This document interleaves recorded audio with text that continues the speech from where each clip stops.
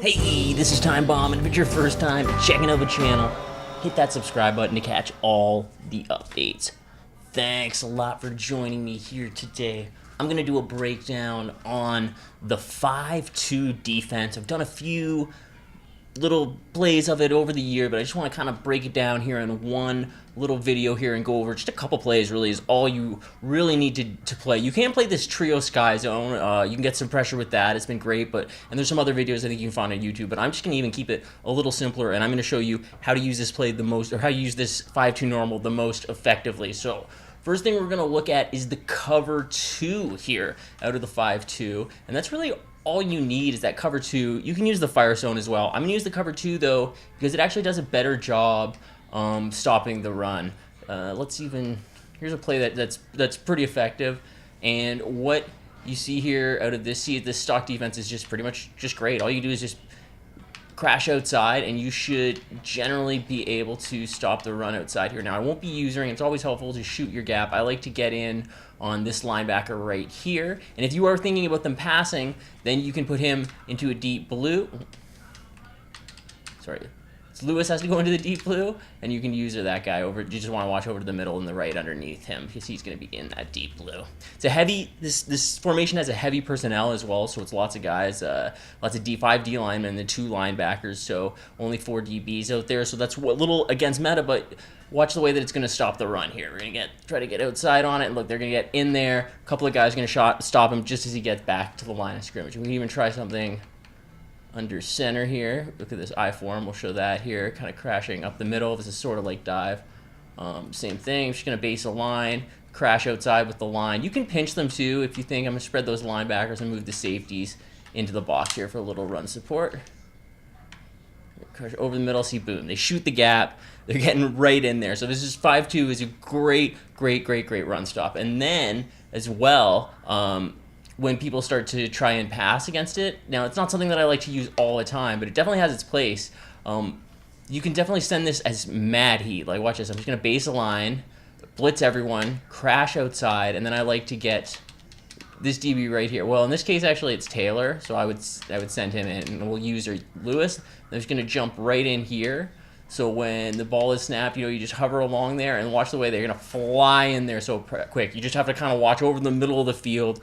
They should be in there in about 3 seconds. So just base a line, blitz everyone, crash outside. If you are in the fire zone, you want to make sure you have cloud flats on the field, and then just turn your user here into a hook zone and just get right in the gap. And then when they snap the ball, just kind of hover for a second and then play it. Oh, we had the run play. You can also shut down the run as well with just blitzing sending also. I'll just make sure to audible into a passing play here this time and cancel the play action. Yeah. And then, like I said, the defense base a line, blitz everyone, crash outside, and then set your user up as a hook zone, and then boom. You don't have to do anything with the DBs. They should just basically get in there. Here he comes. He's getting a little more time than you'd like there, but it finally does get in eventually. So as long as you can shut down those routes over the middle of the field, then the pressure should get in there. So the way to actually pick it up, though, is to max protect on offense. That's here. I'm just going to show that now. Max protecting here. This guy over there. Yeah, and then base line. Let's all use our hook zoning.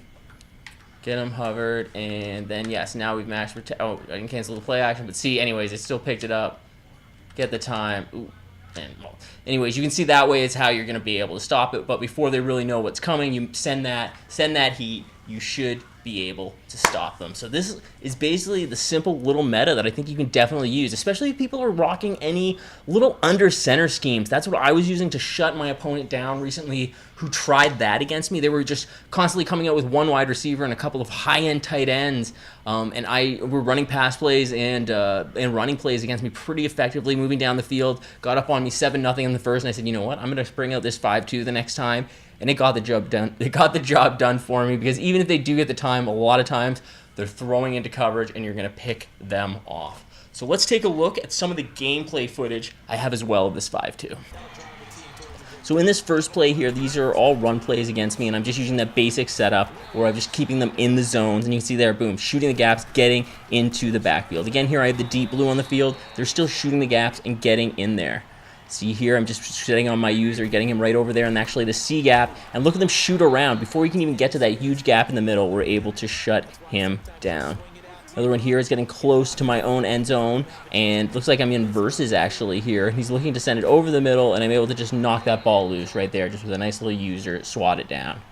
See here again, you can see that I've got sending, it's like 5 guys out, just got my user over the middle, they will shut it down, and the pressure's gonna get in there. That's the thing, it's gonna get in against it. They really have to start max protecting. So for that reason, you don't want to sit in it every play. You definitely want to at least mix in the zone coverage, if anything. I like to switch it up with some different nickel stuff, depending on what I'm seeing, and then max protecting.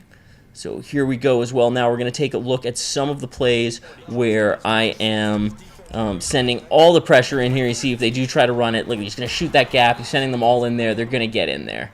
So here I'm usering over that gap in the middle here. Look at me, just shutting down like 3 routes over the middle of the field, and the pressure gets in there so fast. If they send out 4 routes, they're in great deal of trouble of getting sacked, just because the pressure is going to get in there. The way that they're all crashing right through the line. See, even if he does try to throw it, he's getting hit right as he's throwing it, and the ball's not getting anywhere. Getting pressure there, getting a lot of pressure on the QB. Look, they're cutting around the edges. He's got to roll out. Can't set his feet to throw it. Throws it right there. I'm able to click on and get that user pick. It's not much of a return there, but you can see this 5-2 as well. Here again, he's trying to scramble out to the other side, throwing on his run, and I'm able to, again, to click on here. Wow, look at that grab. It's almost about to hit the ground. He gathers it up, and we're going to run it back for a decent job there. Almost able to spin free. So a lot of different setups there. We see just different ways to see it. You can also use the 5-2 pinch, which will blitz 5. I've done a video on that in the past. Same setup. You're just basically switching the guy who's manning up the running back into a user, into a hook zone. Oh, here we see in this last play,